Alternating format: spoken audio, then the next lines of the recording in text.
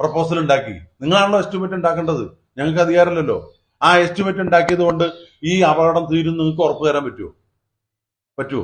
എന്നാ ഒന്നൊന്ന് പറ. ആ ഉറപ്പ് ഞങ്ങൾക്ക് കിട്ടിയാൽ മതി. ആരായിട്ട് ടെൻഡർ ഉണ്ട്, റോഡിന്റെ സർഫസ് ശരിയാക്കാനുള്ള ആ സർഫസ് ശരിയാക്കാണ്ട് അവിടുത്തെ അപകടം തീരുമോ? എഞ്ചിനീയറെ, ഞങ്ങൾ എഞ്ചിനീയർമാരല്ല, ഞങ്ങൾക്കൊന്ന് ബോധ്യപ്പെടുത്തി തന്നാൽ മതി. ജനപ്രതികൾ ജനങ്ങൾ ചോദിക്കുമ്പോൾ പറയണല്ലോ, അവിടുത്തെ ഡ്രെയിനേജ് നിങ്ങൾ നോക്കണം.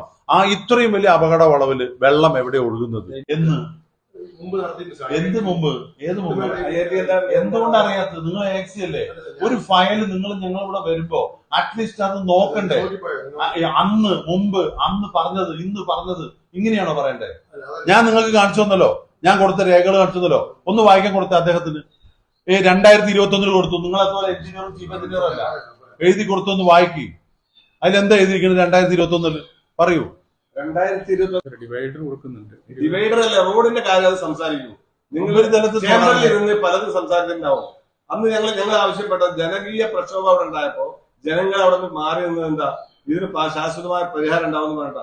അപ്പൊ ഞങ്ങളുടെ ഡിമാൻഡ് എന്താ വെച്ചാൽ അവിടെ പ്രാദേശികമായി ആറാവട്ടെ, പഞ്ചായത്ത്, MLA, MP, ഈ 3 സംവിധാനം, ത്രിതല പഞ്ചായത്തുണ്ട്, MLA ഉണ്ട്, MP ഉണ്ട്. ഈ സംവിധാനങ്ങളെന്ന് അറിയിക്കാതെയാണ് തിരുവനന്തപുരത്ത് യോഗം ചേർന്നത്. അവിടെ പങ്കെടുത്ത ഉദ്യോഗസ്ഥന്മാർ മാത്രമാണ്. അതിൽ 2 ULCCന്റെ പ്രതിനിധികളും പങ്കെടുത്തു. അവർക്ക് താല്പര്യപ്പെട്ടുള്ള ഒരു എസ്റ്റിമേറ്റ് ആണ് ഇവിടെ ഉണ്ടാക്കിയിട്ടുള്ളത് സത്യത്തില്. പിന്നെ ഈ പറഞ്ഞ നാറ്റ്പാക്ക് പറഞ്ഞ എന്താ നിങ്ങൾക്ക് മനസ്സിലാവാത്ത എന്താ മനസ്സിലാകുന്നില്ല? നിങ്ങൾ ഈ 600 മീറ്റർ റോഡ് ഉണ്ടാക്കിയുള്ള അപാകതയല്ലേ? ആ റോഡ് നിങ്ങൾ ആദ്യം ശരിയാക്കി തരും ഞങ്ങൾക്ക്. ആ റോഡ് നിങ്ങൾ ആദ്യം ശരിയാക്കി. നിങ്ങൾക്ക് എന്തിനായാലും പിന്നെ വേറെ ഡിവൈഡറും മറ്റു കാര്യങ്ങളൊക്കെ റോഡ് നിങ്ങൾ അപ്പുറത്തും കുഴപ്പമില്ല.